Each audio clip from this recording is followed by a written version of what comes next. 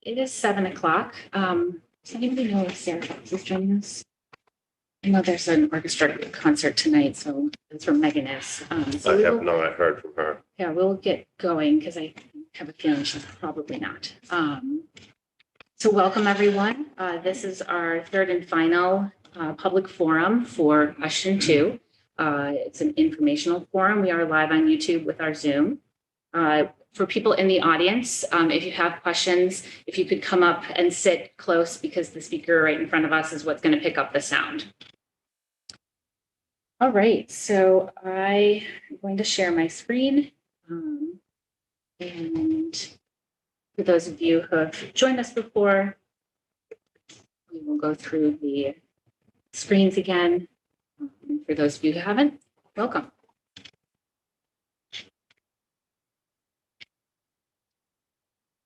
So oftentimes the question that we hear is why do we need the funding now? And to put it short and sweet, that these are immediate ongoing needs. And they have been deferred in our schools for quite a while. And so that we have had to work to maximize every dollar in our budget. These are needs that are not going to go away, and not meeting them directly impacts our students, teachers, and staff, risking falling behind in meeting all of the educational needs of the kids in our district. If we defer these needs, they just become more expensive. So one of the estimates that we had our business director do was to use a standard rate to see if we waited until next year to have these asks, or if question 2 is not successful and they get put into next year's budget, they will be about a little bit over $192,000 more expensive than what we are requesting now for the exact same things. In addition, we will have further maintenance needs next year that aren't addressed this year on top of the ones that we would like to be addressing here. So part of what led our budget development process was the launch of a strategic plan initiative that started around spring of 2021. And we engaged over 26 stakeholders, students, parents, school committee members. That was Megan Taylor and Sarah Fox, who worked on helping us to develop these strategic plan. There are 5 pillars of the plan: teaching and learning, professional culture, diversity, equity, and inclusion, technology, and facilities and operations. When we developed the budget with principals and directors, we asked that they align any budget request with our strategic plan. So here is an overview of the various sort of buckets that we've defined where the asks come in, and how much is being one-time costs versus recurring costs. And that at the bottom, you'll see it gets us to that number that's a little bit over $3 million. First off, we have safety. And these are things like security camera replacements and new installations in schools that do not have them already. There's a whole revamp for the high school, the main doors at the high school that I actually in the SAC learned about a little bit late last week, where it's going to include, those doors are apparently at the end of their useful life anyways and need to be adjusted, but it will also enhance security. There will be card swipe systems. There will be ID systems for visitors coming into the building so that we know who is in our building at all times and whether they should be in our buildings. And then for students with the card swipes, it will help not as students come in the morning, but for anybody who is late or has to leave early, it will help streamline those systems so that we know, again, if there's an emergency at the school, who should be in the school and shouldn't be in the school. So there are replacement radios as well, and those are the replacement radios have been things that have been being talked about for quite some time. Technology, and many of our technology asks are in question one, but there are a few additional asks here in this ask as well, and there are additional requests for software and technology equipment at the village school. Personnel is one of our larger asks within this, and these are not requests for additional classroom teachers. So that's been a big question that we've received over and over, that we do have declining enrollment, and so why do we have so much personnel? And these are not requests for classroom teachers. These are requests for, you'll see things like permanent subs, which will help stabilize our substitute problem that we've had for even predating the pandemic, but particularly within COVID and trying to staff classrooms when teachers are sick. It has been it's been very difficult over the past 2 years. And we have some permanent subs in some buildings, and it's been a very effective way to work within this. And so adding additional permanent subs was deemed by the principals to be very valuable. We are asking for, later on, we're asking for STEAM carts and curriculum. And so there are STEAM teachers in here as well. You'll see some tutors. There's an assistant principal at the elementary school that will be shared between the two elementary schools. A college and career assistant at the high school that's going to help really streamline a lot of the work that guidance does and be able to work directly with students as they're preparing to go towards college or their career path. Additionally, there is groundskeepers and maintenance, which again, we'll talk about quite a bit as we go through things. I'm sure some questions will come up. Big criticism of the school department in recent years has been that we do not maintain our grounds effectively and that our maintenance is behind. And so this person is really a dedicated person that will be able to help facilitate all of that. One of the positions that has created a lot of questions is that of the DEI director. And I will let Dr. Bucky fill you in on what that person would be tasked with. Sure. There have been a number of questions about adding a DEI director. This is actually a position that exists currently in many districts. Beverly has a DEI director, Essex Tech has a DEI director, Reading.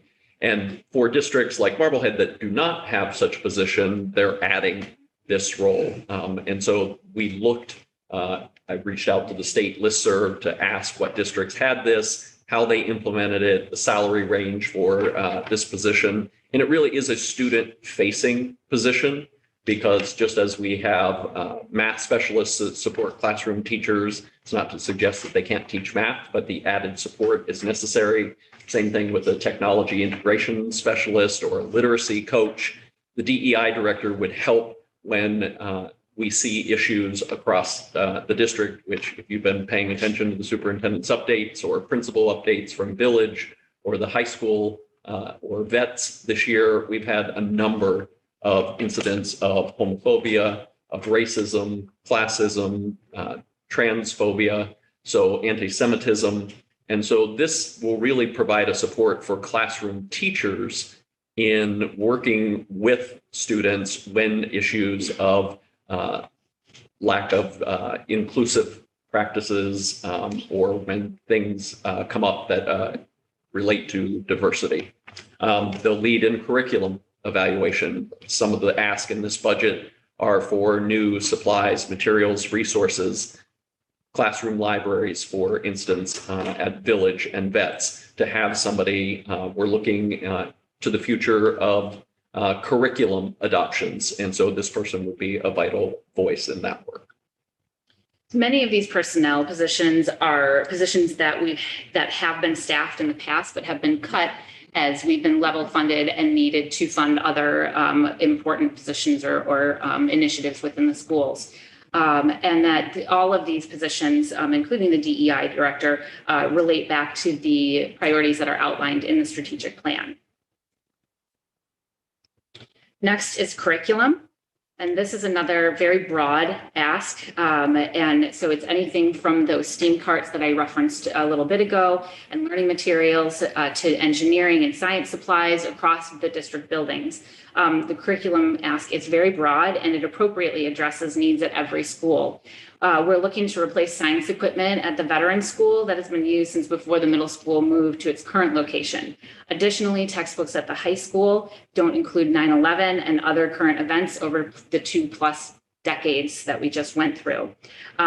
As I mentioned previously, my son is one of the kids who has one of these textbooks, and it was actually published right around the time that I graduated high school. So we need a little bit of a revamp there.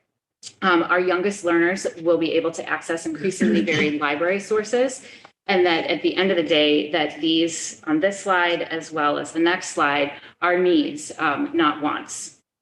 So if I could just jump in there, teachers have been an integral part of these asks. So these are generated from classroom educators working with their building principal or special educators working with the director of special education to say, I have outdated science equipment. I have a textbook or resources that no longer align with the curriculum framework. So teachers have been kind of an integral part of developing these asks. And so these are the teacher voices coming forward asking for these requests.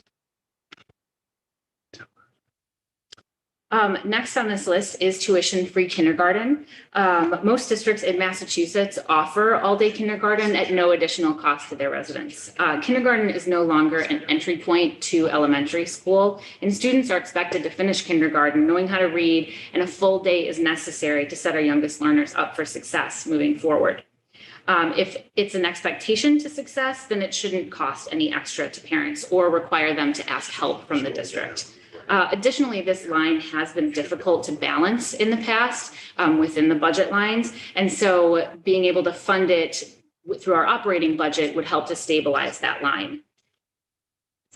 Next is equipment and maintenance. And this line is really going to the recurring costs that are needed to adjust for yearly increases in the cost of the services that we have contracts for. Finally, on this list is town benefits. Because of the personnel we've added, the town takes care of the benefits cost for most of our personnel, but they were concerned that, should we hire all of these people and then should they all require benefits, full insurance, that would cause a strain on the resources on the town side. So they worked with our business director and came up with that number of almost 500,000 that we have added in to this ask to be able to cover those benefits. And so this is not a cost that's going directly to the school department. If question 2 is successful, that portion of the monies will go directly to the town to be used for benefits. Through the chair, if I could, on that one point.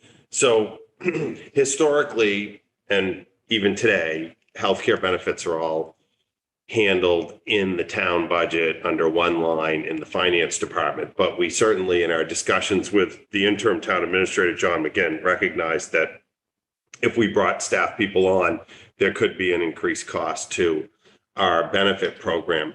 But the one thing that's unknown is, will every employee who comes to town subscribe to the Marblehead benefit plan? So they looked back historically, and it's somewhere in the range of 75 to 80% of Marblehead employees when they come to town join the plan. The next question was, what number do we use? Do we use an individual? Do we use married? Or do we use a family? All of which have, the family is almost 3 times as much as an individual. So Michelle worked with Steve and John McGinn to look at a blended rate to estimate roughly how many people potentially, if they came to town, could join the plan. So I think what I'm saying here is it's a conservative number. And if people do not subscribe to the healthcare plan and they're on either another family member's plan, that money would historically, as it does, roll back to free cash. I suppose there is an opportunity that we could potentially exceed that dollar amount, but I don't think that's likely given the conservative nature that we used to address that. And so I just wanted to add a little bit of clarity on how we arrived at that finance number. I appreciate that. Thank you. Finally, within these requests are our capital requests. So some of our capital requests are within question 1 that on the ballot, but others the town was not able to fund, or they did not meet some of the thresholds for debt exclusion overrides. So as the school committee talked about it, we did decide to add those things in. Again, as I mentioned with the groundskeeper position, we often get criticism that we're not maintaining our buildings. It was one of the big promises that we made when the taxpayers entrusted us with the funds in order to build the Brown School.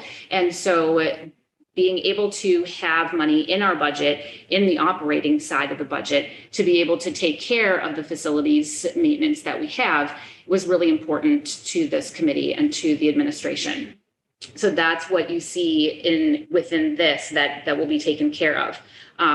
If Sarah Fox was here, and Emily, feel free to jump in because Emily was the other person on the facilities subcommittee, but there is a detailed facilities 10-year maintenance plan, as well as there was an outside audit done last year that identified, and then the plan was built off of that audit that identified basically everything within our buildings and on our buildings that needs to be addressed, and rated them from critical on down. So the things that we're addressing this year are obviously at the highest priority level. As again, the high school roof and part of the veterans roof is within question 1, but then again, there are quite a few that are being addressed. Do you have anything that you'd like to add? Sure. So these, just to clarify, are what is critical for FY 22 and 23. We mushed them together. So it's just what was the most critical out of that. We didn't even do everything that was on the list for this past year. And it also, so every year there's going to be more and more stuff just to get our buildings to like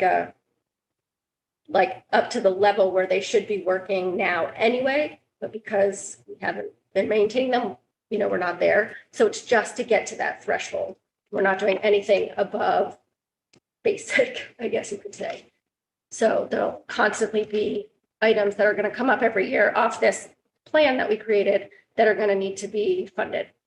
And as I referenced at the beginning of the slides, that's one of the reasons that we're asking right now, because there is a list of priorities for next year's budget as well. That again, should we be successful with question 2, there are obviously these one-time costs that would be used to fund the additional subsequent maintenance costs. But should we not be able to fund these costs this year, those additional maintenance costs will be added in or could be added in next year. Did you want to say something? No, I think that's a great point for pointing that out, that these one-time monies that amount to $1 million, the idea, and we've talked about this at previous forums, would be used to look at future requests based on the plan.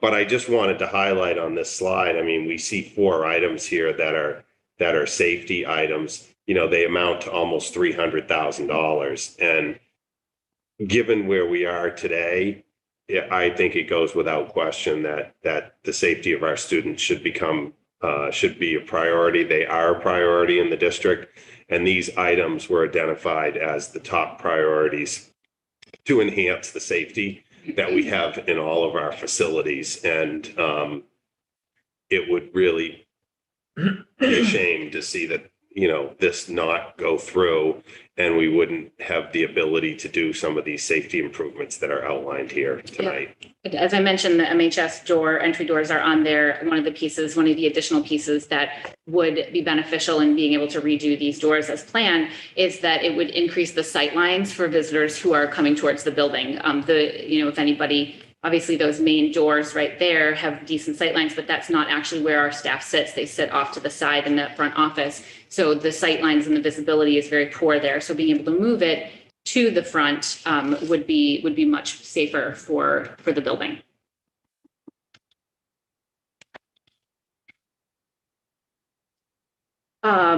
And final slide is the estimated tax impact for this request. So the median single-family home in Marblehead is that $738,000. So if you have a home that is assessed at that value, you would be having an additional $310.53 added to your tax assessment each year. And then, it goes up or down versus how much your house is assessed for.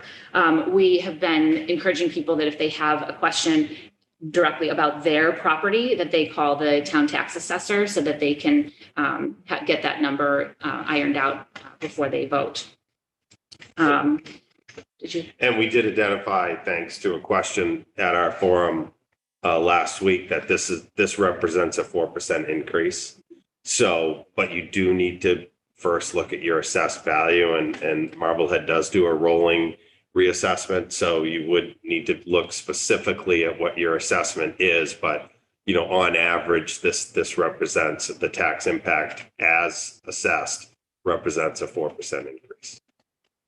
And then we've been working with Lisa Hooper at the Council on Aging, because one of the things we heard at town meeting was the concern for people for whom this increase in their taxes is troubling. And so we have put forward over a dozen opportunities for seniors to work in the schools or at the district to support incentive to reduce the tax burden for them. We're also looking at other communities that might have other programs to make abatement opportunities available. Yeah, our goal is, we never want to see our older people in our community pitted against our younger people in our community. And so, we're actively searching for ways in which to not let that happen. All right. I will stop sharing my screen at this point and open it for questions. If I could, through the Yeah, chair, absolutely. one last thing.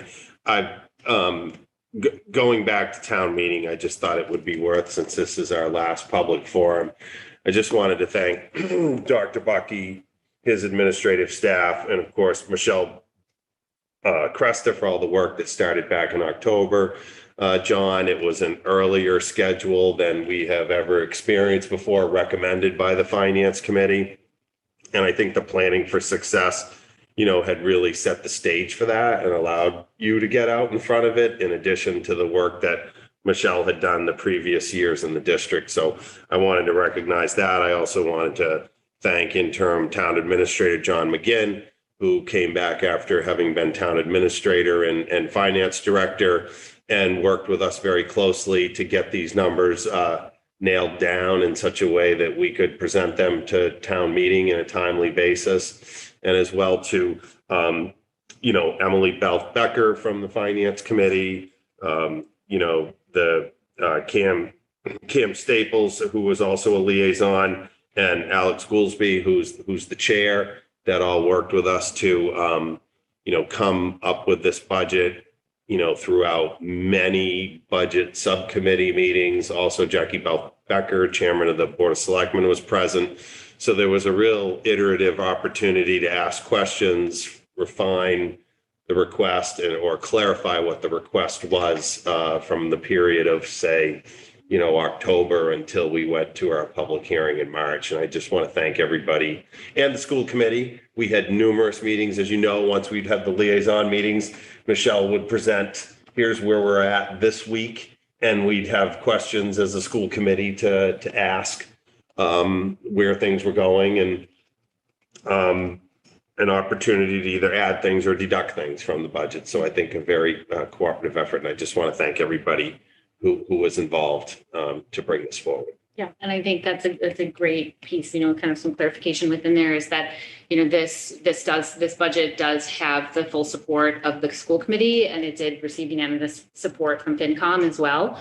And so that was, those were two very important things for us, obviously. And then additionally, as David mentioned, these asks were refined and they were discussed. And that's why, I've referenced some in question one. Obviously, we're talking in depth about question two, but that we have worked very closely with the town to be able to figure out where the best place is for all the pieces of the budgetary asks for this year. Do you have anything to add? All right. I will call Jonathan Letterman. Please state your full name and address for the record.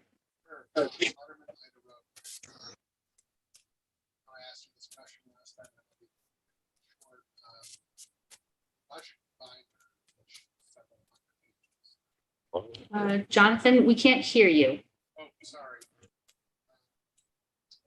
Can you hear me now? Yes, we can. Sorry about that. Jonathan Letterman, Ida Road, Marblehead. At the last meeting, and I'll keep this short, I asked that you would please post the budget book so that everyone could see the base budget, because this includes a lot of items that are recurring expenses and it creates transparency for your budget. As far as I can tell, looking now, I don't see it posted. So my question for you, yes or no, are you going to post the school budget book online before the election? Something that We have the budget posted. okay. Yep, the budget is posted. Budget book with the detail line items year over year, the one that all of the school committee members get, that's several hundred pages that there was some discussion about. I see Michelle Cresta is in the audience. A lot of us have been asking for this. And I just want to know, it's 300 pages. You have a high-speed scanner right outside of the superintendent's office. Will you scan it and post it online before the election? It's a very simple question.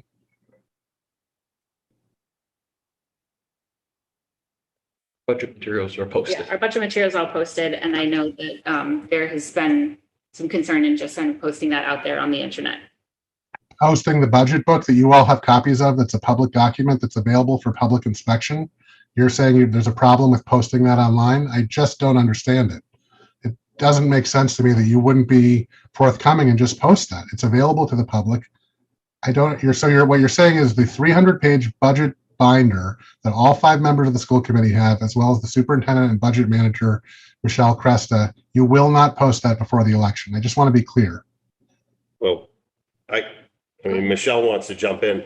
That budget booklet was outdated probably the day after Michelle gave it to us, Jonathan. But that being said, there were many updates that were provided, and I'm happy to make my binder available to you if you want to come by 1 Waldron Street tomorrow and pick it up. I think that the whole community ought to be able to see those amendments that were made. There's a lot of content that was that you're asking for. So I'll stop. Look, clearly you're not going to post it. I don't understand why. I know Michelle said maybe next year you would do it at the March 31st school committee meeting. I'll leave it at that, and I won't keep going down that. But I just want the record to be straight that you guys have not posted the year-over-year budget book, and I don't understand why. Hold on, bear with us just a second. We just lost power to our building. It's back online.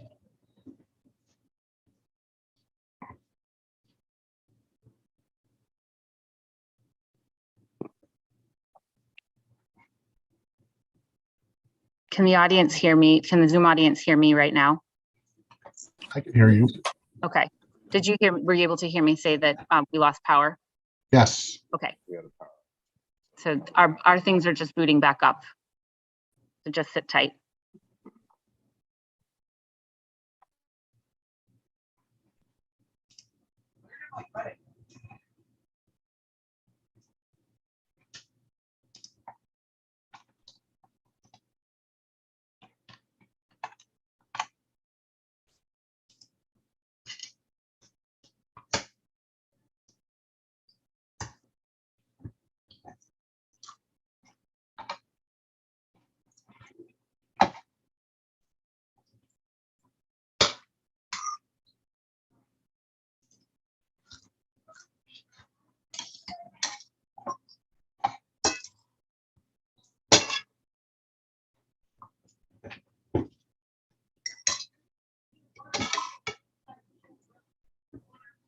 Sure. We can continue. I apologize if there's feedback as this kind of reconnects, but we can continue using my computer.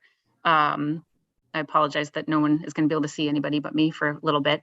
But yeah, Jonathan, I think, I think there were some concerns with people's identifying information being out there. And so next year, Michelle will work to be able to have that move forward. It's one thing to have it for anybody to come and see. It's another thing to have it online. So. Okay. I don't understand why. Tom Allen. Yeah, hi. This is Tom Allen, 31 Orange Street. My question is, I understand the. Tom, I Can you cannot hear me? Oh, hold on, Tom. Sorry, I couldn't hear you. Can you repeat? Can you hear me now? I can, yes. Okay, Tom Allen, 31 Orange Street. I understand the override is continuing. It's not just a 1-year increase, but the wording on the town warrant, and actually the ad that we would be voting on, is for a specific amount for a specific fiscal year. It actually says, $3,051,093 will use for the fiscal year beginning July 1st, 2022. So the way that's worded, this is a 1-year override. Am I misunderstanding how that's worded? So Are we on?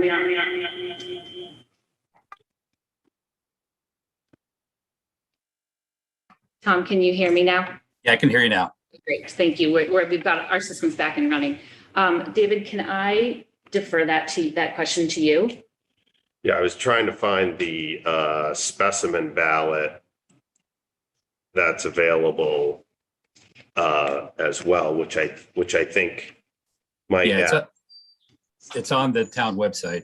Right. There's a So- link in the front page. Yeah. Yeah, so so there's two things. I think, Tom, you were talking about what was at town meeting versus now what's on question 2. So, Yeah, I'm talking about what's on the actual ballot that people will be voting in. yeah. So question 2, shall the townspeople be allowed to assess an additional $3,051,093 in real estate and personal property taxes for the purpose of the school department budget, which the monies from this assessment will be used for the fiscal year beginning July 1, 2022. The responsibility for the town ballot, warrant articles, and everything related to town meeting falls with Lisa Mead and her legal office that the town has used, I think, for the last 15 years. And they follow all the requirements and guidelines of Massachusetts general law. So this will be a general override, as far as a general budget override that will go on beyond 2022. Yeah, but you do see the confusion that people may have, right? Yeah. Very good question. No, it's a good question. And I see the confusion on question 1, looking at question 1, the same thing. Question 1 doesn't even mention the dollar amount.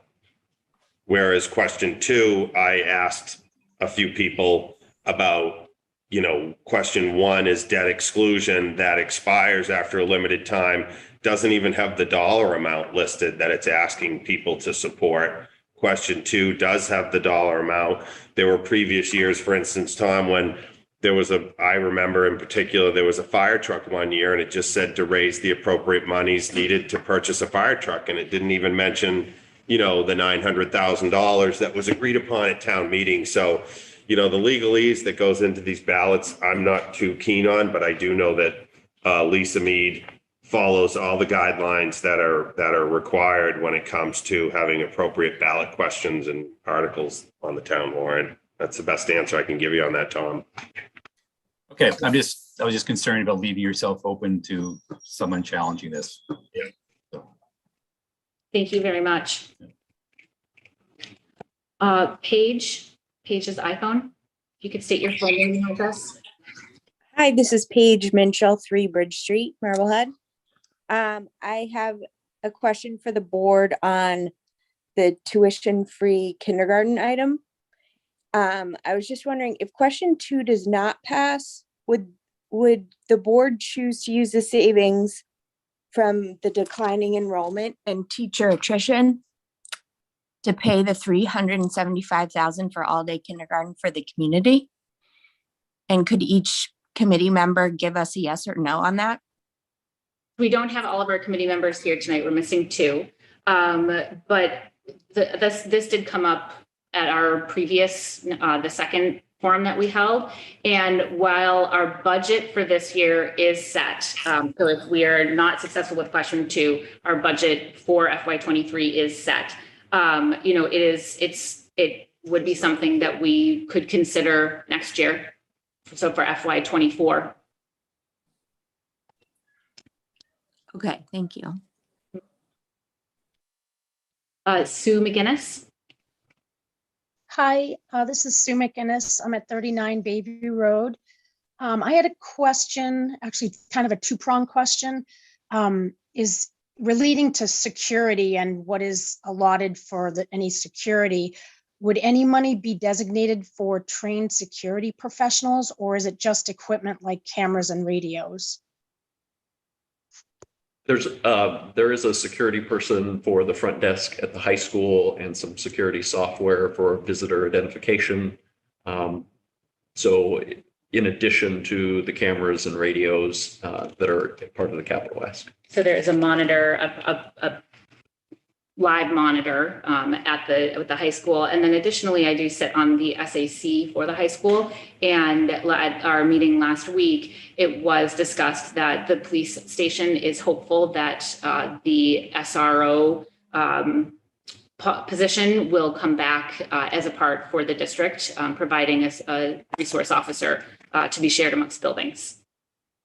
Okay, so as far as having somebody at the front desk, that would be like one person at the high school, but not equivalent people at the other schools. It would be like a resource officer that would be shared. The resource officer would be shared, correct? And and the person at the high school would be like at the door monitor. Okay, a door monitor. So they're not necessarily, I mean, a door monitor, could it be somebody rotating in that's otherwise an aide in a classroom? It wouldn't be necessarily somebody trained in security? It would be, I believe that the funds are there to have that person have an identified position, so it would not be a rotating staff. But I, you know, Dr. Bucky, if you correct me, feel free, but to the best of my knowledge, it's not a trained security person. Although they are at a security desk kind of providing that service. Okay. And then relating to like the cameras that are being used, is it, are the cameras mainly just to be looked at after the fact? If there's some kind of person that shouldn't be there and something goes wrong and then we have to look at it afterwards? Or is it, you know, live monitoring of these cameras so that somebody who is at the front desk has to be watching the cameras that are watching any entrances? I'll defer to you, Dr. Yeah, Bucky. I think it's a combination of both. There are certainly things that we don't talk publicly about in terms of school safety, but the cameras and the monitors have people dedicated to both watching them in the moment, and then if there's an event, of using them to look back. And I know, again, from the high school SAC meeting from last week, it was discussed that that there are cameras on doors. And so if a door is opened in the middle of the day, an alarm does sound and the cameras are on it, and the janitors and administrators are alerted so that they can make sure that the building is secure and that anybody who just entered should be there. Okay. I did have a related question. In the case where you said there was several instances of hate that had happened across the schools, I think you said there were 11 or so. I'm concerned, are these cameras going to be used? I'm not sure if anybody was identified as the person or the child putting up that, if it was graffiti or if it was some other kind of incident, were the culprits identified, and is it something that these cameras can be used to identify people, positively, versus saying in a generic sense, oh, we've had 11 incidences, but we didn't find out who those people were that were doing it. So I'm just wondering if the cameras are kind of tied into this, where we're expecting the cameras to do the job kind of after the fact versus finding out, we need to know who it is who's doing these things we don't want to be happening. It'd be nice to say, okay, yeah, in half the cases we found out who had done it and we did prove, they've got a problem and we're going to reprimand them. Or if it was, hey, this really wasn't a targeted incident as it appears, and it is something like a hoax, which is a similar type of thing, which causes a lot of grief. Just kind of curious how that ties together, the security and the monitoring of incidences of hate. Yeah, They play a role, certainly in the investigations, and that's something that I can't talk about publicly, investigations or student discipline if somebody was identified as a perpetrator in these instances, but certainly cameras would be a resource in supporting building level administrators in identifying areas of the building where things were happening. Thank you, Sue. Jen Schaffner?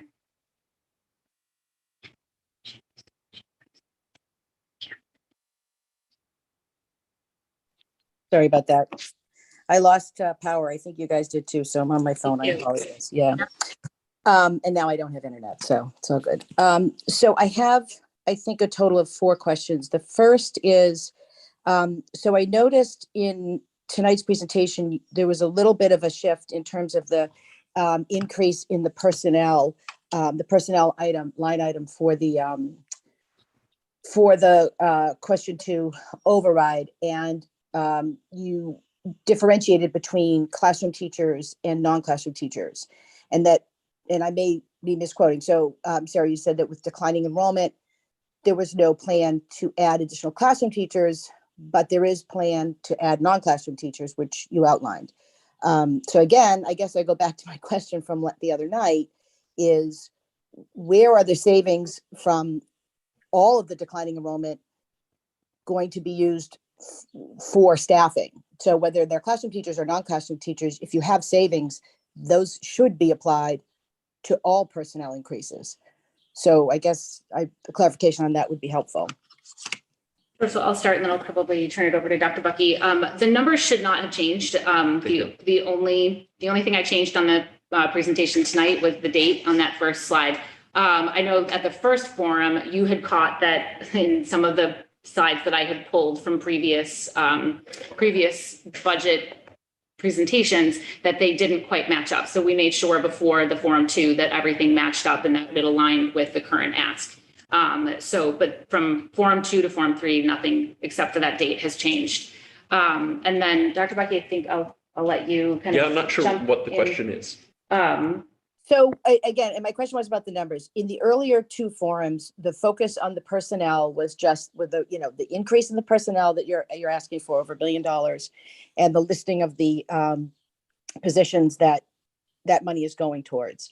And I had asked in the earlier forum, why the increase in the budget to cover personnel when we have a significant decline in enrollment and are in the midst of it now, and would have cost saves that would, as a result of that, would be able to be used to hire the personnel you're looking for. So tonight, I guess I heard at the beginning, the emphasis from Sarah was that none of those personnel are student, or they're not classroom teachers, recognizing that there's declining enrollment. But classroom teachers or non-classroom teachers, you're asking for $1 million for additional personnel.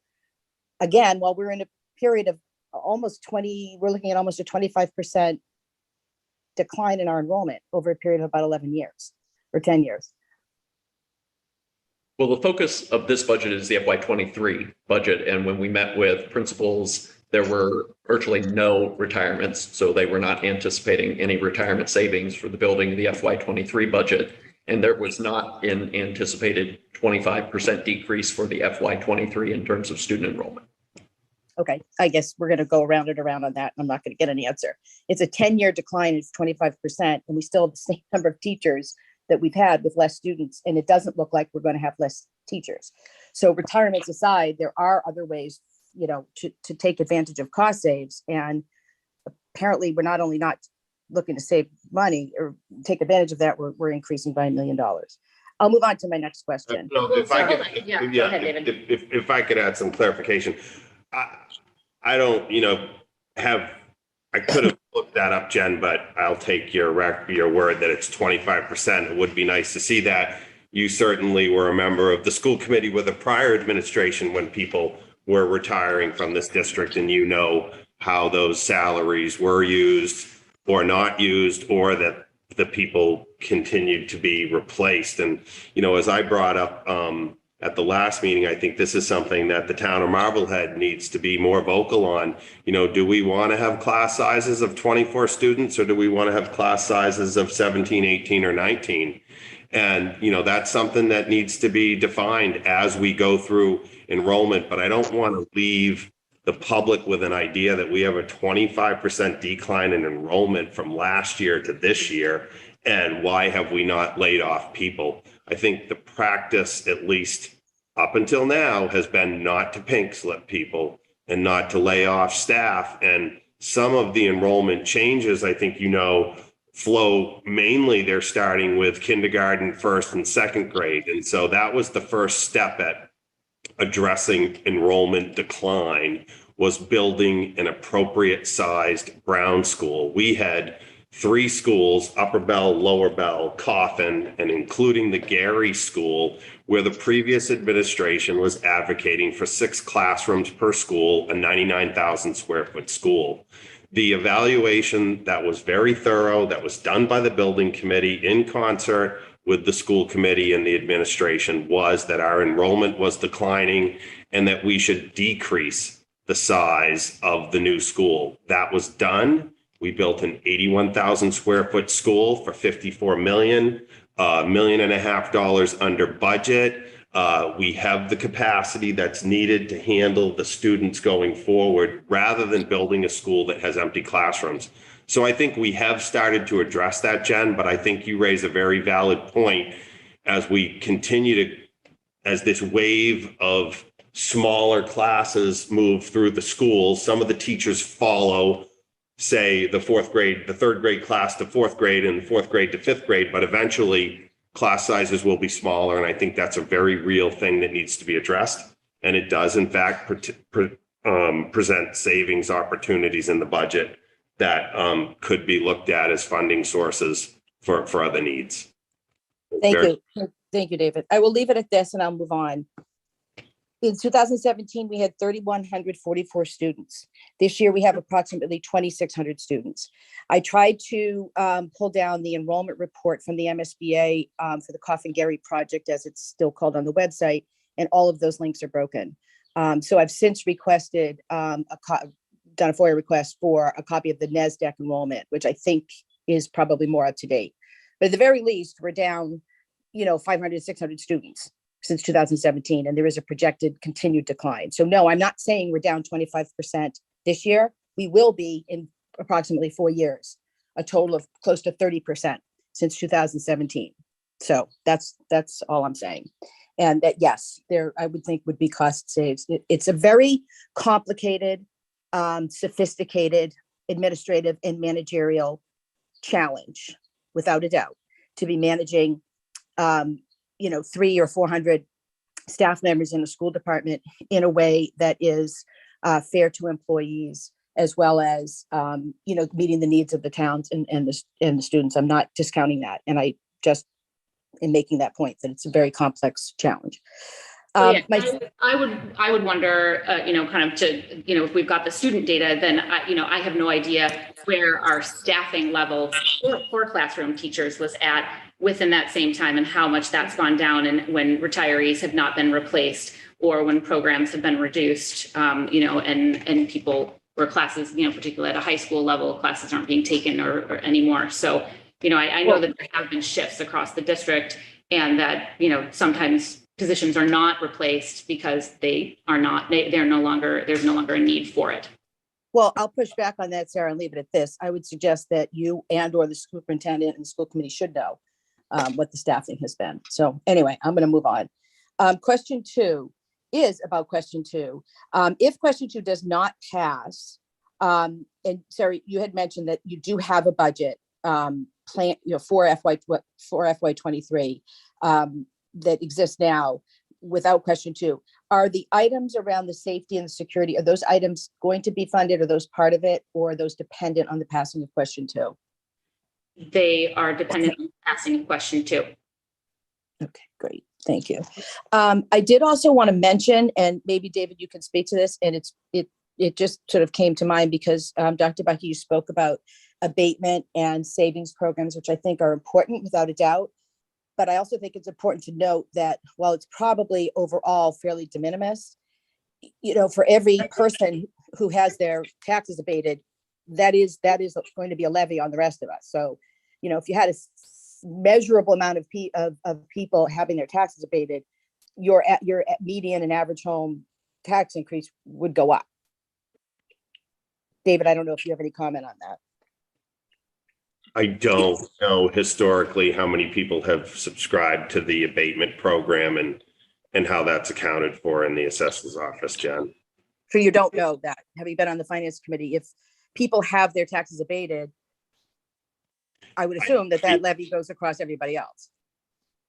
I don't have the exact number, but I do know from having been on the finance committee, there was a very low engagement creating opportunities for people to work on those programs. And so what Dr. Bucky has been mentioning is at his previous position, the community created a lot more opportunities. And so now how that would then, as you say, if someone gets an abatement of $189 for a $400,000 home, that $189 would need to be picked up by somebody else. And so I would need to get, not being a professional tax assessor, to understand how that $189 on an abatement would be allocated across the town. But clearly others would end up picking that up, it would seem. Yeah. Okay. And then just the last question I had briefly is, you mentioned, or not mentioned, in the list of personnel, there is a request for a groundskeeper, which I'm not 100% sure what that means. Is that, whether that's a sort of a custodian or that's an exterior person, I'm not sure. But, the school department does have an MOU, I believe, unless you didn't have it this year, with the Park and Rec department to maintain the grounds of the schools. So I'm trying to understand, where that fits in versus having a groundskeeper, because I don't know that there's an actual budget item for the Park and Rec department, but that is part of their budget that is allocated to the schools. So maybe you could just talk about how that fits in and why are we continuing with the Park and Rec? Have they not been sufficient? What is the reason for the need for a groundskeeper? Well, I think you can remember from the times you were on the school committee that, we would get a lot of criticism about our grounds not being adequately maintained, that the grass would be long, that there'd be other issues going on. And with the opening of the Brown School, they made it clear that was going to be a very large ask for them to add to their list of all of the grass in town that they take care of. And so we do have our MOU, but we are additionally, providing for the needs that we have within our district and our buildings. David, do you want to add anything to that? Right. I think that's true. And I think, I know Park and Rec is very focused and committed to supporting the landscapes, the various landscapes that we have in town, whether it's the public parks or the school. And I think, they're another example. They've done yeoman's work with the amount of money that's been available to them for the last 17 years. And in fact, since you mentioned it, Jen, I used to sit on FinCom meetings when they talk about not having enough money to buy grass seed. So I think the time is probably coming, next year with the town override, they're going to need to look at those kinds of things. What's needed to maintain the new Fort Sewell?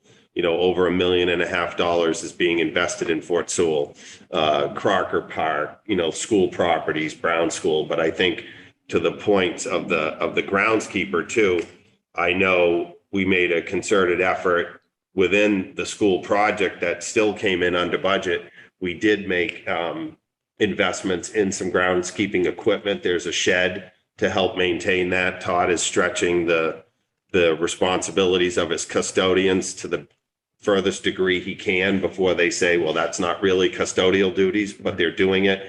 And I know Todd has mentioned in discussions having a landscaper on his staff would help not only at the Brown School, but would be an excellent liaison between Park and Rec to focus on playing fields, recreational fields, and the maintenance of the schools. And it's just, it's a step in the right direction. I don't think it's the answer.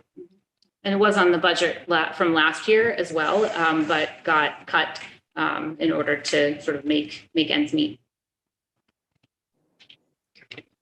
Did you have a question in the audience here up front? Never drill now. So this one, this was interesting. I didn't really understand this. So I'm going to read it and then you guys can clarify. The town of Marblehead has the ability to access $6 million in funds through the ARPA, American Rescue Plan. So according to Moses Gardner of the select board, only 144,000 of those funds have been proposed for the rail trail repair. 76,000 went to COVID supplies. These funds can be used for capital improvements. Why can't this $880,000 be used for the cameras out of this actual ARPA fund? It's a great question. I just met with the new town manager this week. There was a really extensive process for ARPA funds that Jason Silva undertook. There was a committee that got together. They put surveys out to the community. They got feedback. We prioritized the list. We did this, and then Jason left. And so the new town manager, or the interim town manager, came in and he was kind of hands off. He said, you know, if I were designating these funds, I might not have done it this way, but let's wait for the new town manager. So I did meet with Thatcher this week and talked about some of the things that the school department had put forward and tried to kind of put those on his radar for how those funds are allocated. So just as a follow-up, clearly security is a high priority. Right? We're all globally aware of that. If those cameras are great technology and great safety, if this override doesn't pass, will you at least look into accessing those funds through ARP? Well, I'm not ARP, but you know what I mean. The ARPA. No, not the retirement accounts, yeah, but you know what I mean. yes. And just to make clear, we don't control those. So the schools have their ESSER funds, and that those are, you know, Michelle Cresta and Dr. Bucky work very closely with those, and they bring them to the school committee periodically to update us on how those are being spent. And so the ARPA funds are at the town level. Yeah. The town level has the ability, these funds can be used for capital improvements. Yes. Like. Yes, absolutely. Yeah. Thank you. Thank you. Catherine Martin.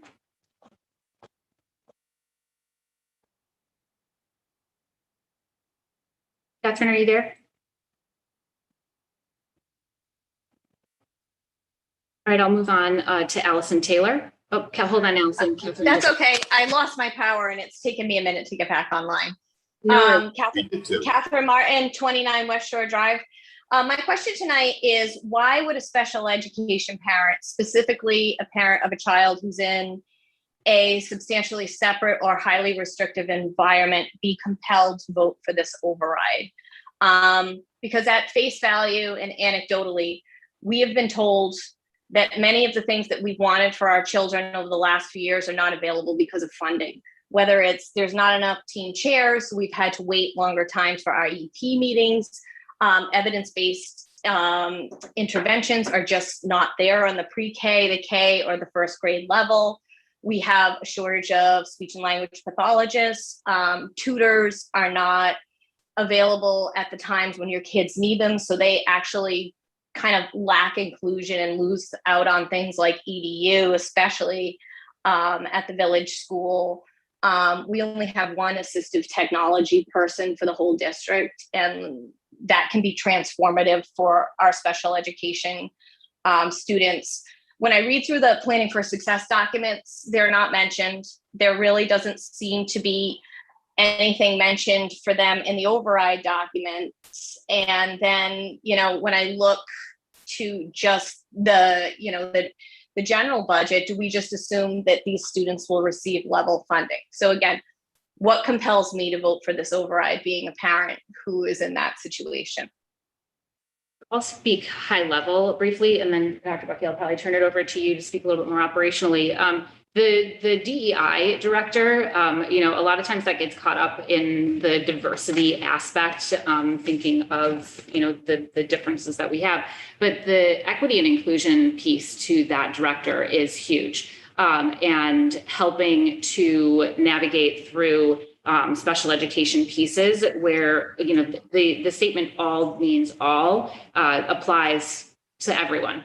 That position is not only important when we experience, symbols of hate being in bathrooms and various phobic remarks, but it is important in really broadening the way that our special education program rolls out and impacts our students throughout the district.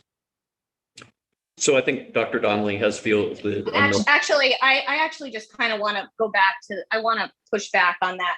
So as a special education parent with a child in a substantially separate classroom, I can expect that the DEI coordinator is really going to work heavily to provide inclusion for these students. And they're going to make it so this person is actually going to work to make it so these kids are going to be able to be in the general education classroom. That's part of this job description. I really, I mean, I've been a special education parent for 10 years and I've heard a lot of things, and hearing that a DEI coordinator is going to make special education inclusion a reality in our district is something that I am really looking forward to seeing. And I would like to know what part of this person's job description that they actually bring this skill set to. And if you could speak to that more, Sarah, that would be great. Well, so I kind of push back against words being put into what I just said. The DEI director, some of their responsibilities is working with special education and making sure that special education students have as inclusive an environment as possible.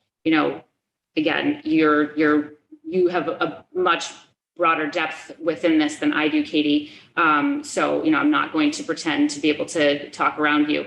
And I don't know exactly. It's not my purview to lay out what this person exactly will do on their day-to-day, but I do know that part of the responsibilities of a DEI director includes working with special education, the special education population.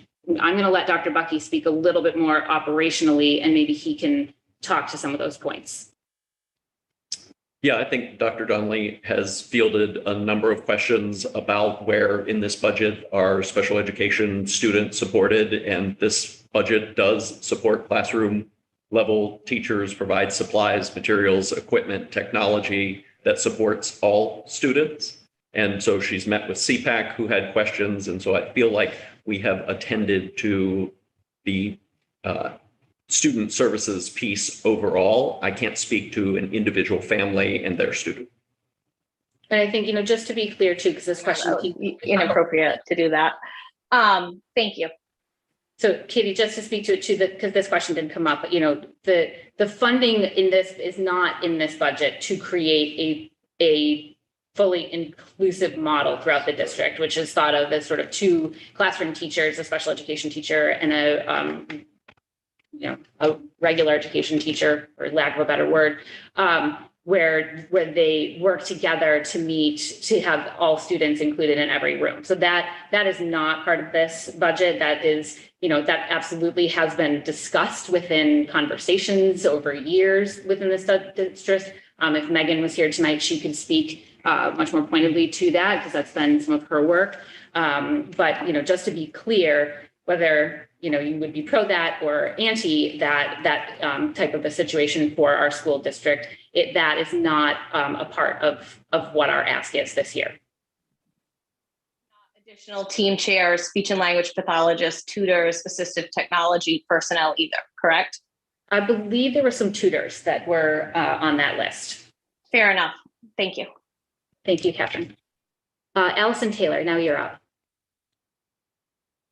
Hi, sorry, we lost power too, and then my internet is still out, so I'm on my phone, so I apologize. No problem. I just wanted to ask, thank you, by the way, for having these sessions. I think they really help to provide some transparency to the public and to provide what, the public is really looking for, to be able to ask you guys questions and have more of an open forum. So I appreciate that very much, as I know many parents do.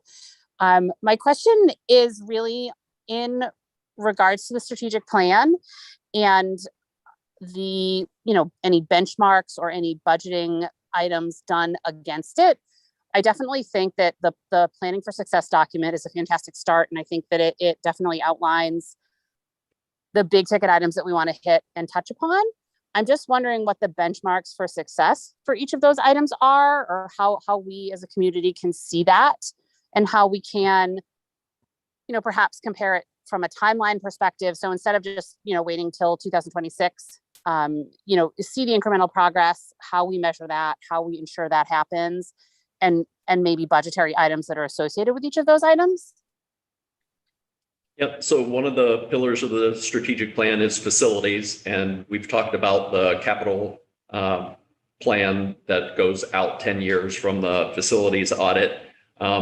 There are initiatives for this year that we'll be able to report out on that we were able to achieve then in FY24 during that budget process, looking at additional initiatives, and the monitors of success are, have we achieved what we set out to do? And that's what the planning for success model gives us. And is there, but there's no link from, so if I look at the outcomes in our planning for success document, I see June 30th, 2026. For most of the outcomes, I think maybe all of them. There's no link back, to ensure that items are happening along the way in this particular document. We would be reporting out on those annually. The 2026 is at the end of this 5 years. These are all the things we hope to accomplish. Some of them were accomplished this year in terms of curriculum or technology. Some of them will be accomplished in subsequent years. And as superintendent and people in charge of each of those pillars, regular reporting out to the school committee on them. Okay, but okay, I mean, I think that answers my question. I don't think there's anywhere for us as a community to be able to go to see that, right now, or until you are able to report out on it. Is that correct? That's correct. Okay, thank you. Yeah, and David, did you want to add something? I think the superintendent's summative about self-assessment identified a number of those areas that, while the planning for success was only completed in the summer, and there were no new budgeted items per se, but within the structure of the various plans, there were actually concrete accomplishments that are outlined. And I know that summative assessment will be available to the public as well to see. And we can, maybe make an effort to outline some of those as I know the way DESE and the way Dr. Bucky did his self-assessment, he ties it back into what the goals were and what the various areas were related to his performance. Yeah, that's great. I actually didn't even mean it in regards to his performance. I was, just talking about the strategic plan generally for the district, but thank you so much, David. Yep. Thank you. Holly Crosby. Hi, Holly Crosby, 6 Harborview Lane. I just have a question about the DEI role that we've never had in this town and is clearly the most expensive of the proposed personal expansions. Why are we not considering sharing this with a neighboring district like Swampscott to better use the town's resources? So we did discuss that at a meeting at one point because we were aware that is being done in some communities, and we came to the decision based on the experiences that were had in the district this year, as well as the various administrators' recommendations, that we would benefit from a DEI director who is fully focused on Marblehead. Emily, do you want to add anything there? Yeah, so the DEI director, it's not just what has happened this year. These types of events have been happening since my son started in kindergarten, which was 7 years ago that I know of. And we're just starting to address them as a school and a community, because before they weren't brought up or talked about. So it's an ongoing issue that we have in our school district, in this town. And as a school district, we are taking the first step in doing something about what's been going on, where our larger community should also look into what we're doing. And it is something that is absolutely necessary that we have a person here full-time to address the issues that are ongoing in this community. I also failed to make this comment at either of the two previous forums, but it sort of occurred to me as I was thinking over the last forum, that there are a lot of initiatives that are coming down to school districts from the Department of Ed, and a lot of initiatives that are coming down regarding diversity, equity, inclusion. And so those can be thought of as when, you hear us from time to time refer to things as unfunded mandates. So they are going to set things up that we have to set benchmarks that we have to meet, but they're not giving us any additional funds in which to figure out how to meet them. And so again, what happens in those cases is that it falls to people who are already in the district, working in the district. And so we do have DEI teams at all the school buildings at this point. And so they're working within that right now. But again, as we hear, we've heard many times over the past 2 years in particular, but often even outside of COVID, that, we continually ask more and more and more of the staff within schools and our educators. And the days, there's only so many hours in our days. So being able to balance the directives that are coming from the Department of Ed with the realities of the boots on the ground and what we need to roll out for our students and how we need to support our educators for these initiatives that we're being tasked with is an important piece to note, because that is a part of why many districts are turning to putting in a DEI director. Yeah, and I'll just go off of that. Our DEI committee is, I think there's 8 of us, and they're all teachers and administrators, and they have a full-time job. And then on top of it are creating, they're wonderful and we're so lucky to have them, but they're creating all the professional development that's happened this year for our teachers, but they're doing it outside of their, on their own outside of teaching. And they don't have the bandwidth to continue doing that. They need someone to be doing everything else that we need to have done, because we're extremely lucky to have this group of people, but we can't do it by ourselves. There's too much. I actually have another question that kind of is related, but this was my initial question. In the wake of all the tragic school shootings, has anyone thought about like our security level at our schools? Here we are spending all this money on DEI, and meanwhile, are our children really safe at school? What's to say someone couldn't come into one of our schools and do what they did in Texas? So has that been discussed? Maybe adding more security, spending the money there? Absolutely. Security is a part of this request. I don't know if you had, I'm not sure when you got onto this meeting, but we've talked about it quite a few times within this forum already, that there are security requests for cameras, for doors, a new set of entry doors, as well as additional security precautions at the high school. There are radio replacements, and those radios have been requested since I've been on the committee. For this is my 4th year, and I think they predate my existence on the committee as well.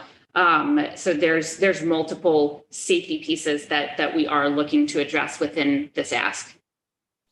So, cameras sound great, but does a camera stop someone from going in with a gun and shooting people? I think what we really need is a presence, a person, a security person that is there to protect our students. So there's no security personnel identified within this request, but I did mention too that the police department believes that they will be able to staff the school resource officer, the SRO position again this coming year, which is oftentimes a valuable kind of touch point between students and law enforcement. So that position has been empty, or it hasn't been? Correct. Is there a reason for that? I'm just curious. Staffing levels at the police department. Oh. Okay, sounds great. Thank you. Thank you. Karen's iPhone. Hi, Karen Talmakla, 11 Prager Road. Can you hear me? Yep. Yes. I had a question about the DEI role. So I understand, many other towns are having this position, but I was just curious, if there were any evidence studies that show that these positions are effective, with, combating racism, bigotry? Yes, is the short answer to that. Could you send me the studies that show, because I've been seeing the opposite. I'd be happy to. I'm just saying that, I've been seeing that studies that hate crimes are at an all-time high, and we have a DEI team in every school. It just seems like we've been talking a lot about DEI, and it's a very important conversation to have. But there's something that's missing, and I'm not sure if it's, this expensive DEI staff position. But I know that there are people in the community who are very willing to volunteer their time to help, especially parents. I know I myself volunteered to be an advocate against, anti-Semitism. And I was welcomed onto this DEI working group. I met with the former Metco director and a few other parents, and we met a few times, and the group just dissolved with no explanation given to me. And it made me feel very, it was just very frustrating, feeling that I was strung along, like they cared to hear what I had to say, and then it was just gone without any explanation. So I was just wondering, why don't we just share this position first with a neighboring district, see if it's worth, the taxpayer dollars, work with, community members, and then assess how effective it is. I think Dr. Bucky will send you the various articles. And I think, to your point, we do have quite a few community members who do a lot of this work already.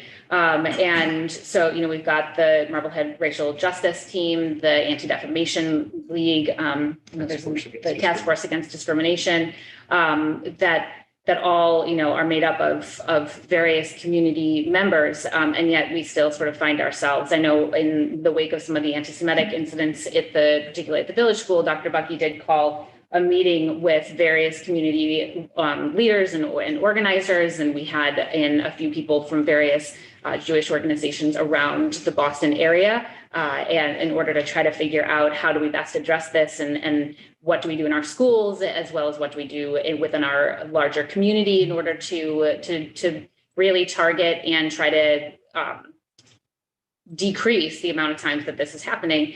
And so, we are taking advantage of all of the resources that we do have available to us, and we still do feel that this is an important position. Well, I was a resource, but, people stopped responding to my emails after I was supposed to be part of this DEI working group. I met 4 times with our group, and then it just dissolved. And I'm sorry that happened. I can't, I don't have any knowledge to speak to that, so. Okay, well, I can send you information. But Nan Murphy welcomed me onto the group because I had concerns about how anti-Semitism was not being addressed properly. And, I was just strung along. Thank you. Erin Noonan. Hi, thanks, Sarah. Yeah, it's Erin Noonan, parent of 3 students on IEPs in various stages of special education needs. I am voting in favor of this override because these are true needs, and they are real true needs. I think that I would like to see going forward a little bit more of robust prioritization on the student services level.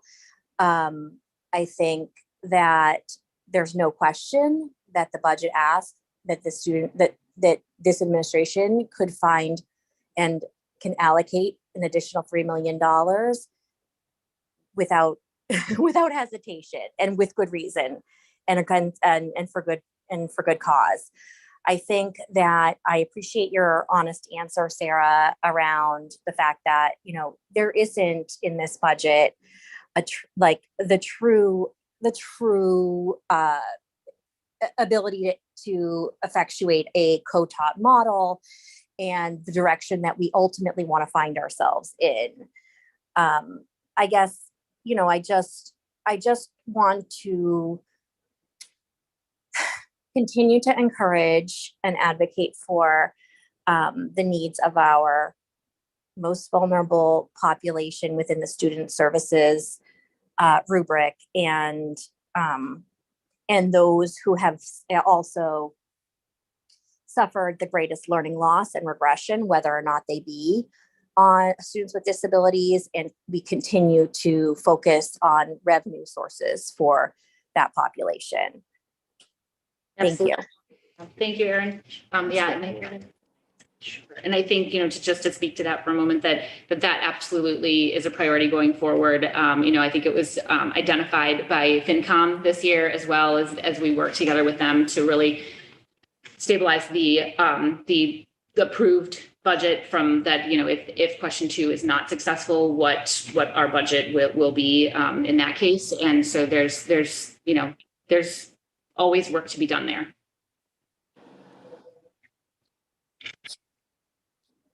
Does anybody in the live audience have a question?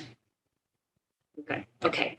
I'll move on to Charles' iPad. If you could state your full name, please, and your address. Charles Gessner, 20 Gregory Street. Good evening. Been interesting.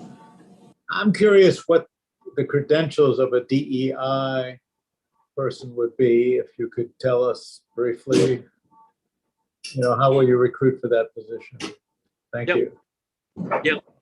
It would be a licensed director or supervisor under a DESE license. It's interesting, the commissioner sends out a weekly update on Mondays, and he had 11 items in the update today. 5 of them had to do with DEI initiatives across the state and what districts are doing, or the expectations for districts. And so this person would be observed and evaluated, supervised as any of our tech director, our director of student services, our facilities director, same licensing requirements.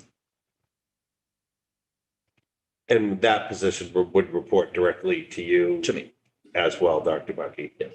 And I know one of the questions at a previous forum was about goals, and that person would work to set goals with Dr. Bucky that are based on the realities within our district, as well as the expectations from the Department of Ed, just like every other one of our administrators does. Thank you very much. Thank you. Amy Waldman. Hi, Amy Waldman, 6 Drumlin Road.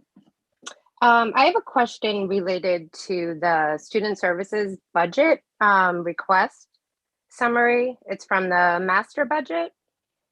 And I'm having a hard time understanding how you arrived at some of your numbers.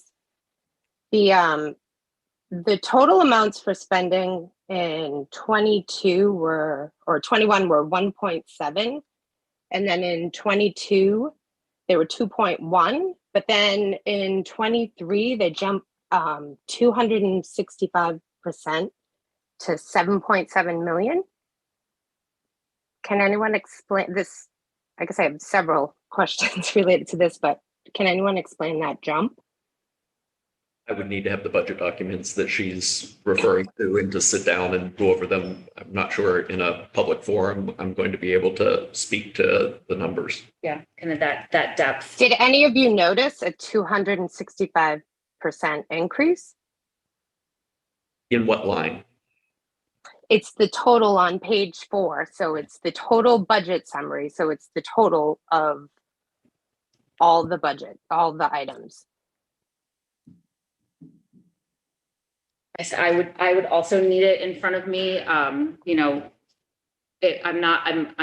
sorry, because I'm not sure whether, there are a lot of documents that have been out there. And so I'm not. I am happy to sit down with Michelle Presta and Amy and to go over this. Mm-hmm. Okay. Yes. Do you guys audit the budget? I mean, did you look at it?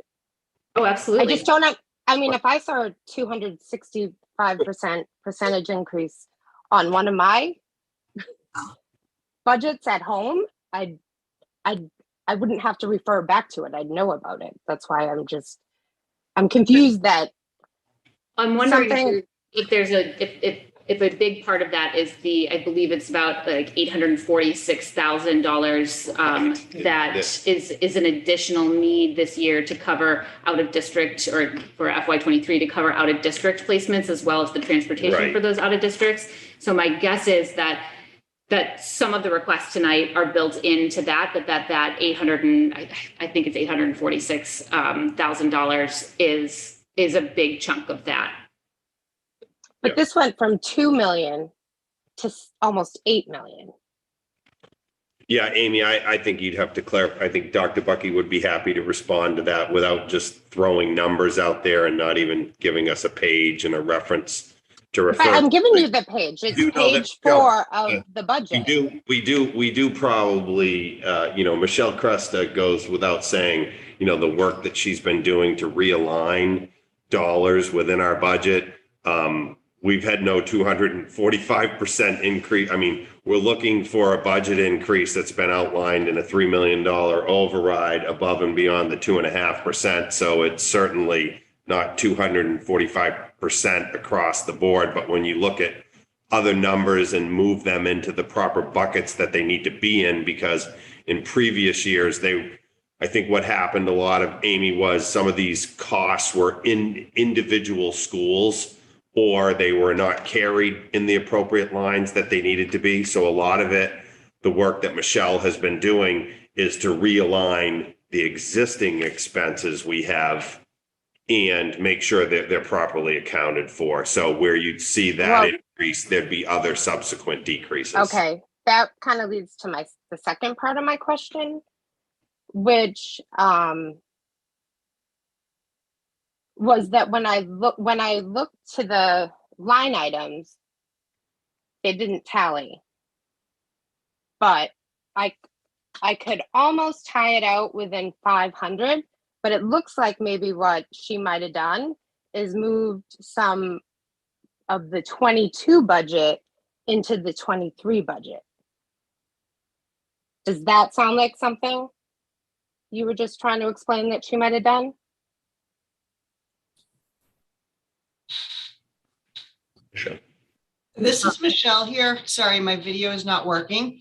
I would have to see the documents you are referring to. Certainly, we did not have a 265% increase anywhere in the budget. And I'm not sure specifically what you're looking at. If you're looking at the original documents from the budget request, there was a typo in there.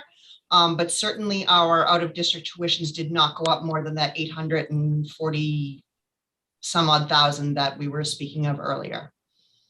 So you're aware of a typo in the budget? In the original budget book, if you're looking at a copy of a budget page that was in the budget book, there was a typo, and that was from the original November request that is not posted on the website. So I'm not sure if you're referring to a document on the website. I didn't get this from the website. You did or you did not? I did not. This is the one that you gave out. A friend shared it with me. It was photocopied it was scanned from the binder, Sarah Gould's binder. There was an error in the initial pages in the budget binder, and that's actually part of the reason it is not posted here, because that was the initial ask back in November, and there's been a lot of reiterations of that budget binder book. Okay, can you clarify what the revised numbers are then? They're on the website in the line item budget. There's a line item budget on the website? There has been all along. And I will gladly meet with you to go over the individual lines if you'd like.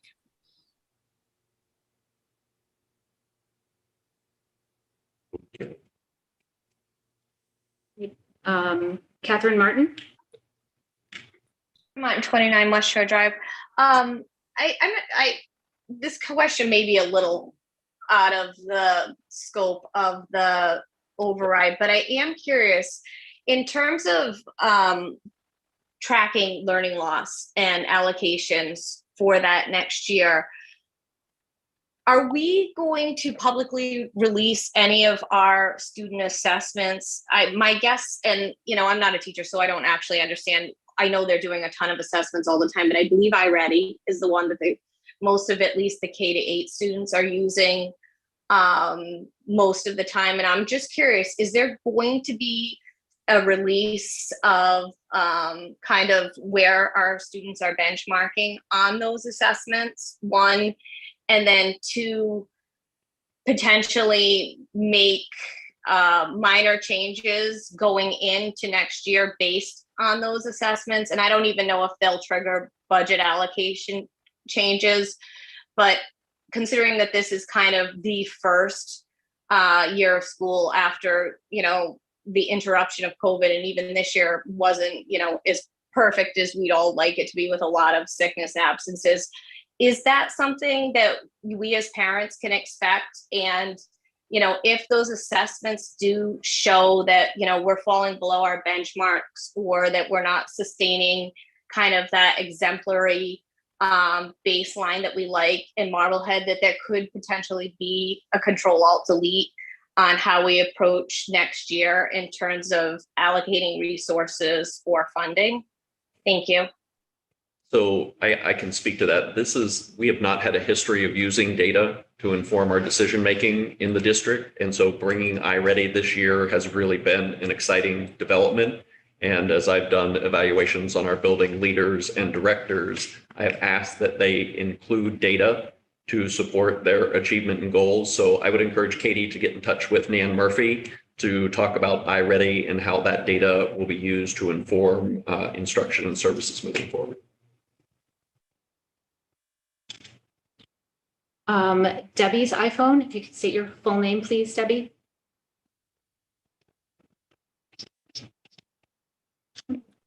Hi, can you hear me? Yes. Okay, this is Debbie Nicholas, 6 Park Lane. I have a more general comment, and it's a little more in the emotional realm. Everything's been very tactical and very detailed tonight, but my general comment is that over the past 2 years, parents have been begging on school committee meetings for their kids to be educated properly, to be able to go to school full time. And here we are in a situation where a lot of us feel like our needs were not answered, and now you're asking us for $3 million additional. And I would like to just have someone reconcile that for me. So, I mean, obviously the pandemic threw a lot for a loop.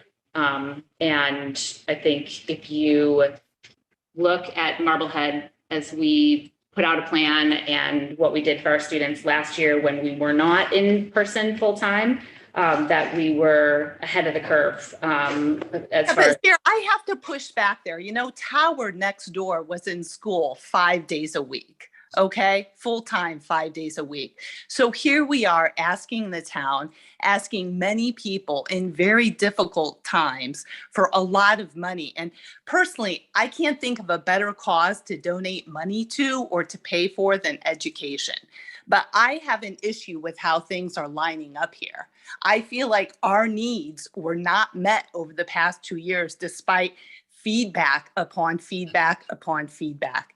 So I'd just like you to kind of say something in general, and maybe Dr. Bucky too, for those of us who are like, wait a minute, our kids didn't get the basics and now you want $3 million more a year.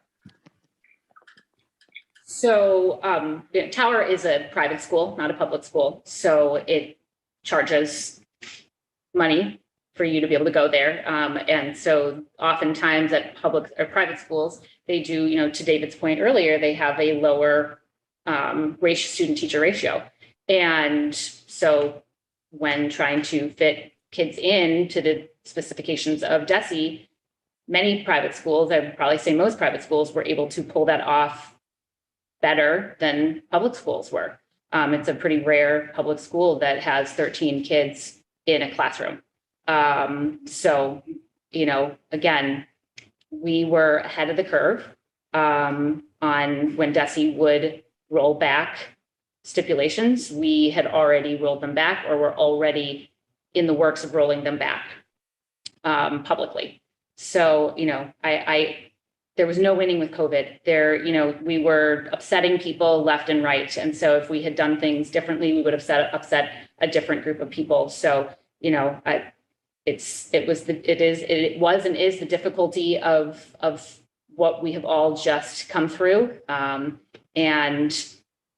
I doubt that I can actually say anything to make that feel better. Fair enough. I just want the comment out there because I think there are many people who feel the same way as I, and especially since, for making the distinction between public and private, there were many other places in the United States that were in school full time. Yep. But we did, I'll dish to you in a second. We did have stipulations from the Department of Ed where our funding is tied to in kind of how we could reopen. And so we cannot be held accountable to other states who had different stipulations or no stipulations on how they allowed their public schools to operate. Amanda? Oh, no, I was just going to say the same thing. We didn't have, just like Sarah said, we had pretty strict rules of what we could and could not do the past 2 years. So I think saying that it was on us as a school committee that made those rules is not fair to us. We were just following mandates and guidelines. So, and I don't quite understand how that relates to the override, which we're lucky that we have this new administration who came and found all our holes over the last 2 years, even during COVID and a pandemic, and are saying, well, we would like to fix all these gaps in the education of your districts that were here before COVID. So I just don't see how they connect. And I am sorry you feel that way about it. And I think a really great example is our technology requests that some of which have been met over the past 2 years using grant funds and ESSER and budgetary allotments, and others of which are being asked for currently, is that, when we hit COVID, we did not have the background infrastructure within our district in order to be able to pull off some of the things that other better appointed districts like Lexington were able to pull off. And, and right around our corner, again, a private school that St. John's Prep was able to pull off. And so we really found ourselves between a rock and a hard place. And not all of that, because again, there were a lot of factors and there were a lot of rules and regulations that we had to live within when we were putting together our back to school plans. But our lack of technology infrastructure from years of level funded budgets did not help us. It hurt us here. But we hired a new director of technology who is sitting right here, who has upped our technology to we're almost where it should be, or we are where we should be, or above. I mean, we've done so much in this time, which I think needs to be commended as well. Yeah, I'd just like to add that as a committee member, and I know Megan's not here, we were very strong advocates to challenge Dr. Bucky and his staff. But once again, out of respect for the administrative staff, the teachers, the teachers union, trying to work through what started out as a lot of unknowns, in that first 6 months of the pandemic. If we all think back to what was going on through November of 20, at my full-time place of work, there were, you were out of work for 14 days and out of work for this amount of days. And now here we are where it's down to 5 days. We have vaccines and people can be boosted and children can get shots. So we've gone through an extreme progression of understanding about the pandemic and learning about it. But I think even during all of those unknowns, the nursing staff that we had in Marblehead, what an amazing job that they did to go through all of the requirements that were changing almost monthly on how often people needed to be tested or when to quarantine or when to isolate and how to identify that. And then we did, the voluntary testing and all those things that added to allow us to try and go back to school as normal as possible, remote learning, hybrid learning. And dare I say, I think we were one of the first 15 districts to go back to school full time.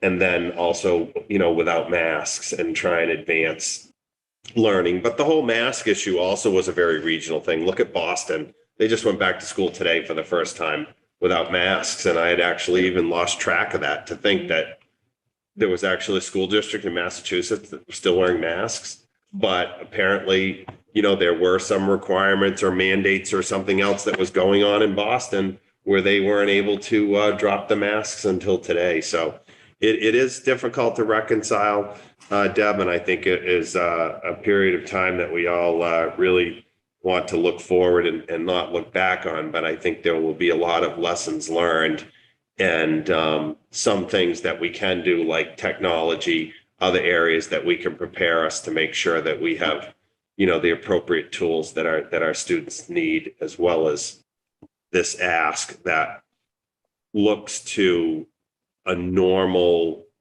education, as much as normal can be, where we're in school all the time, and what are those needs that we have for an exemplary education. I think that's what we've been trying to identify. Okay, you. Thank you. Yeah. Erin, you have your hand up?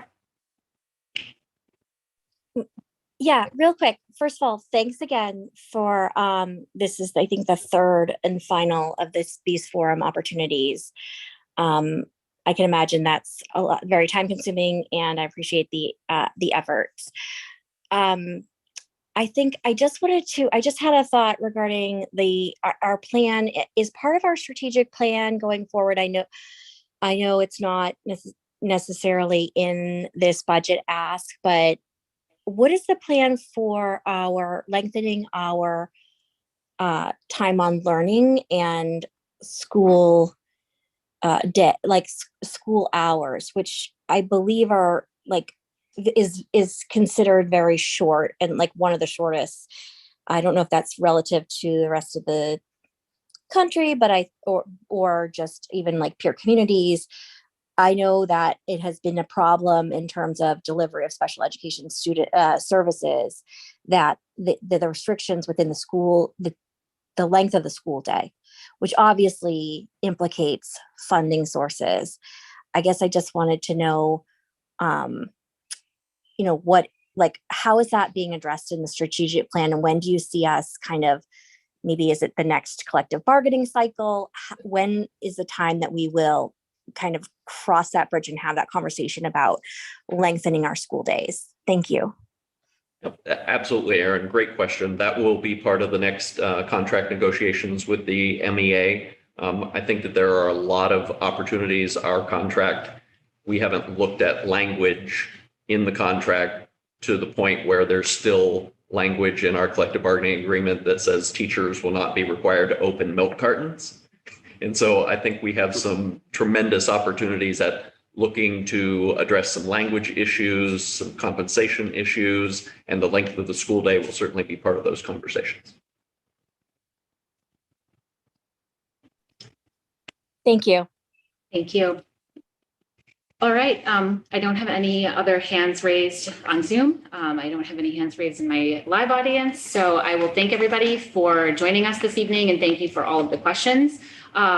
We are, Megan and myself will be at the farmers market on Saturday answering any additional questions that anyone might have, or if they just want to stop by and say hello, we would welcome company. And additionally, we're still trying to figure out a few other ways, that we might be able to be out in the community and answering questions, and sort of, for people to just kind of stop on by before June 21st.